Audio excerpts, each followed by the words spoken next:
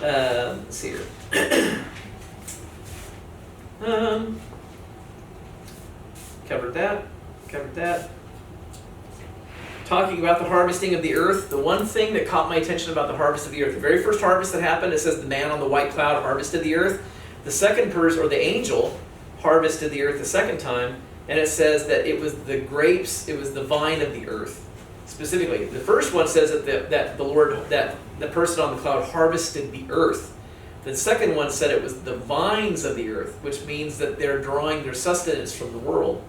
Part of me wonders if it's a difference between people who are watching for the return of Jesus and people who are Christians or claim to be Christians but who are living secular lives.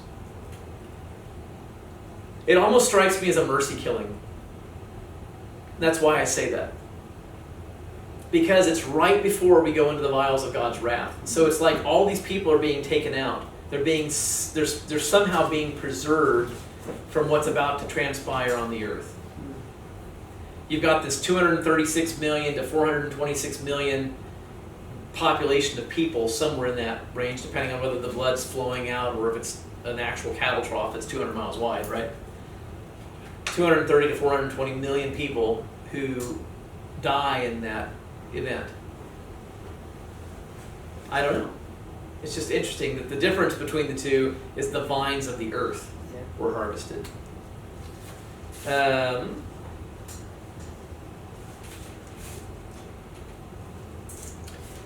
There is a section, at some point, I'll talk about the earthquakes. So here, just for the reference, the earthquakes that we've read about so far, I think tie things together. So Revelation 6, 12 through 14. And I beheld when he had opened the sixth seal, there was a great earthquake. The sun became black as sackcloth with hair. The moon became as blood. The stars of the heavens fell to the earth, even as a fig tree casts her untimely figs when she's shaken of a mighty wind. And the heavens departed as a scroll when it's rolled together. And every mountain and every island moved out of their place. That was Revelation 6. Revelation 11, 13 says, that same hour there was a great earthquake, and a tenth part of the city fell, and in the earthquake were slain 7,000, and the remnant were frightened and gave glory to the God of heaven. And then you got Revelation 16:20, and every island fled away, and the mountains were not found. There were voices on that one, but that one's ultimate destruction. And then there was that one in Revelation 6. In Revelation 6 it says the islands and the mountains were moved out of their place, but in Revelation 16 it says that they were sought for but not found.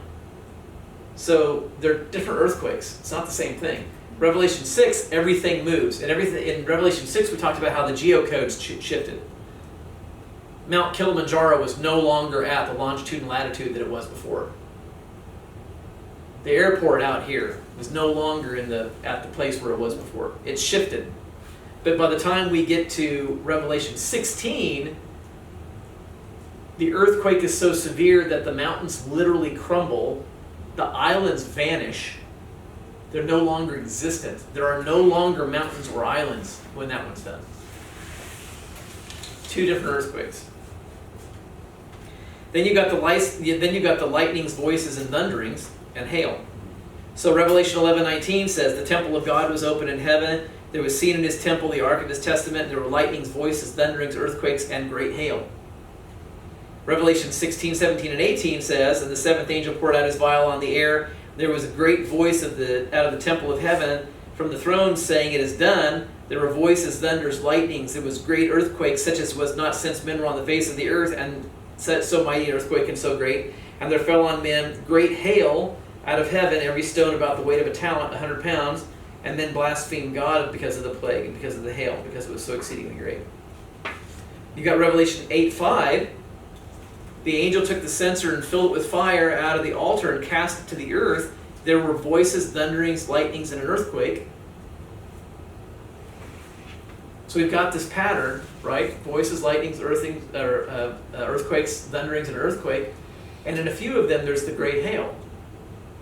So part of me wonders if the ones that are referencing the great hail, if they're actually the same experience. Remember how we talked about how they could be overlapping one another towards the end? The seventh seal, or the seventh trumpet and the seventh vial could actually be happening simultaneously, or right close to each other, like just right over the top of each other. Okay. The last thing I was going to say, we'll stop on this, Revelation 16. I'm going to go back to Revelation 16 for one more thing. And let's end on this note.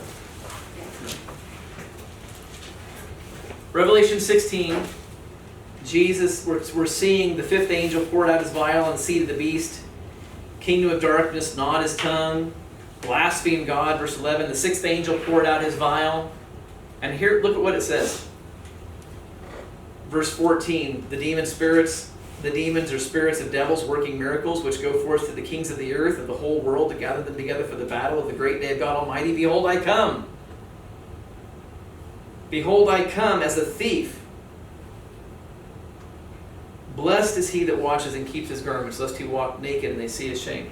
It's interesting to me that Jesus says that the nations of the earth are gathered together for the day of the Lord. And then he says, behold, I come. Behold, I come as a thief. Interesting. Does it mean that Jesus is coming earlier as a thief?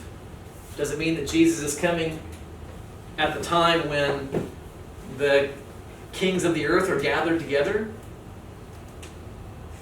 It seems to suggest, Jesus said it right after he said he's gathering the nations together for battle. And he's saying, behold, I come as a thief. It's going to catch the world by surprise. And it's not going to catch us because we're going to all probably be dead by that point, honestly. Or if we still were able to survive, we'll be raptured, right? By the day that Jesus, because we're with him when he comes back. But when the Lord comes back, he's going to take the world by surprise. They're not going to expect to see him. Even with everything that's going on, even with all of these, how will science explain the ocean turning into blood? They'll probably say, something strange happened today. Every fish exploded and the ocean's now red.